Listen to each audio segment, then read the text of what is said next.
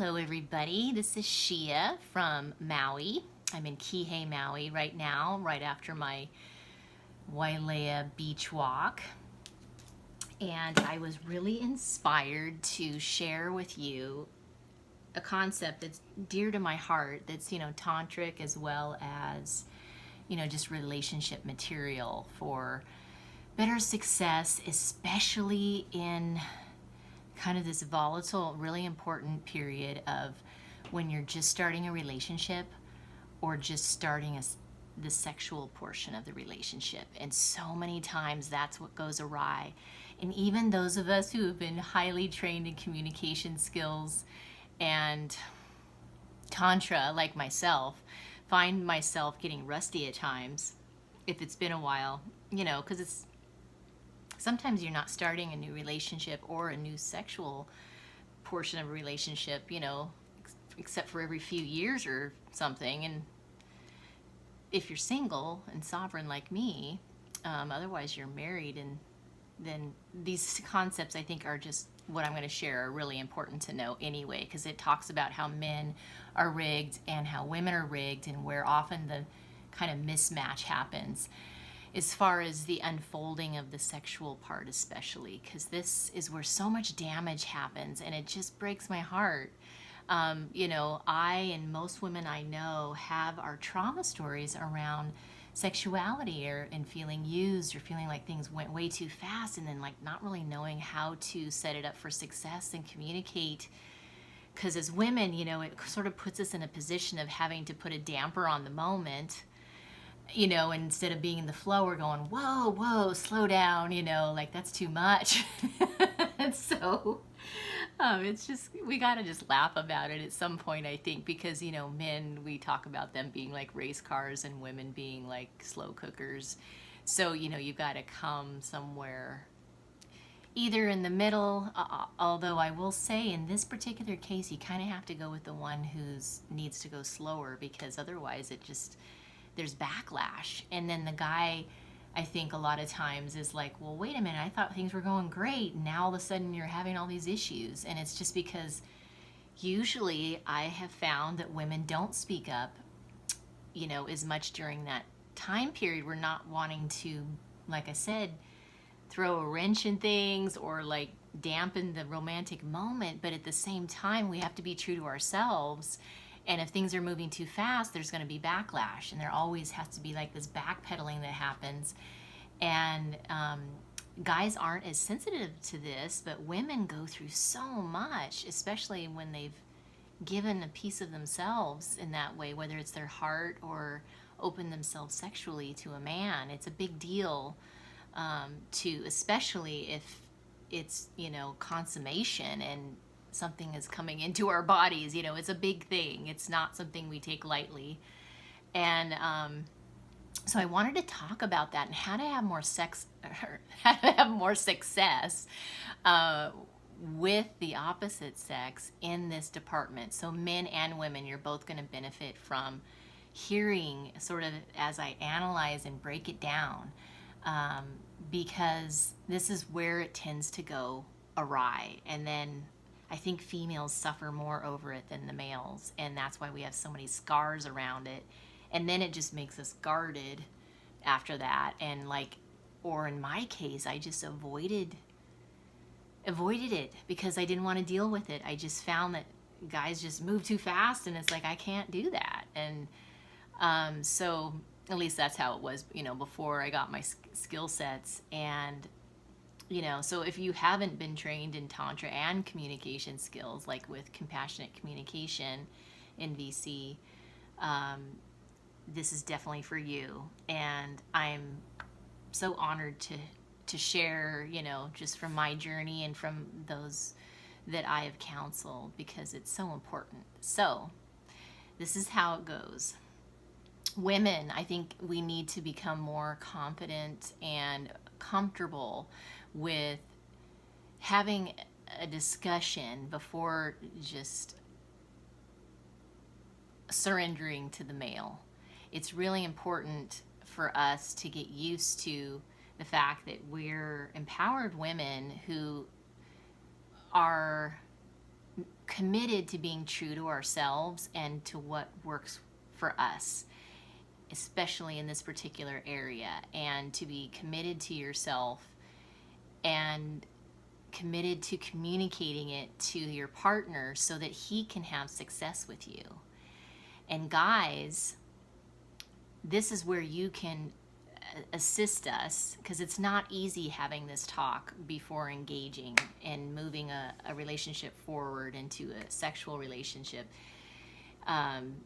You have a lot less at stake than we do. You don't get pregnant, and you're not having us enter your bodies, and there's a lot of energetics that go on there that are way more profound than I think we've been giving credit when to engage this way. And so, it's a big deal for a woman to say yes to you, and it needs to be honored. And if you can ask her questions like, what works for you, and how far do you want to go today, and to where you're still at peace and comfortable, and it's paced in a way that you can handle emotionally. And guys, you can say, what turns you on, what are your spots, your erogenous zones, what works for you. Ask the women, please set me up for success, because then I have a little more information about you and your body and how it works, because women vary quite a bit. I will say that, what totally works for one woman does not work at all with another woman.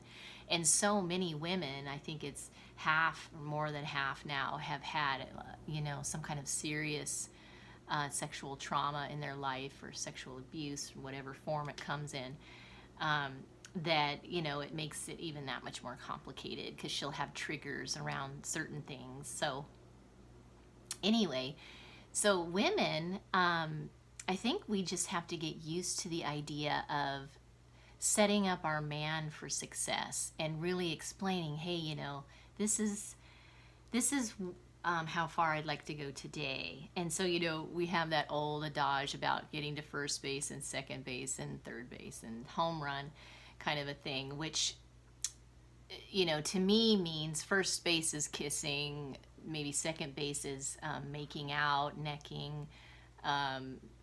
Let's just say third base is where the breasts come into the picture, and home run is where you're engaging fully, in lovemaking.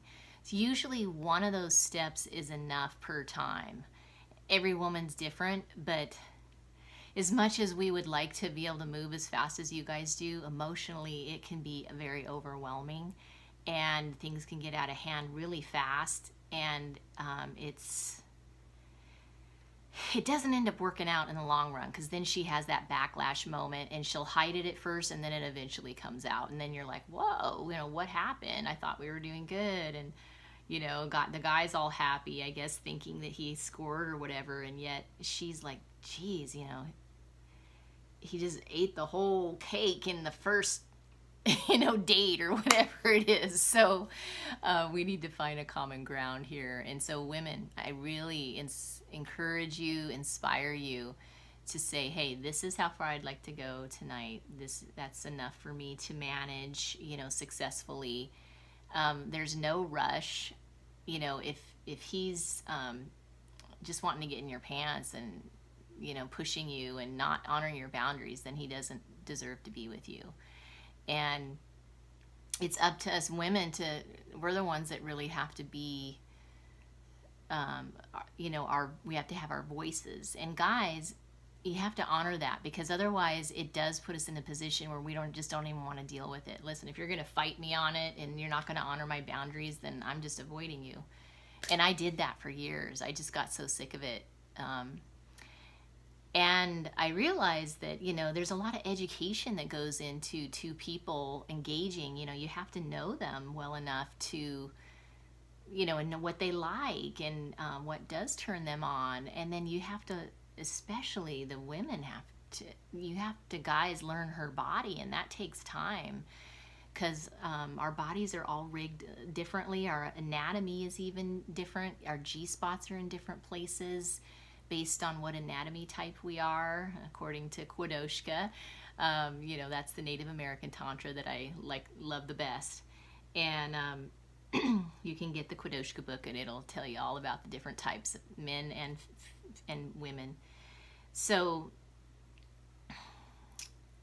you know, having that discussion of, I want to set you up for success. This is what works for me. This is what turns me on. This is what I really love. You know, this is what has worked in the past.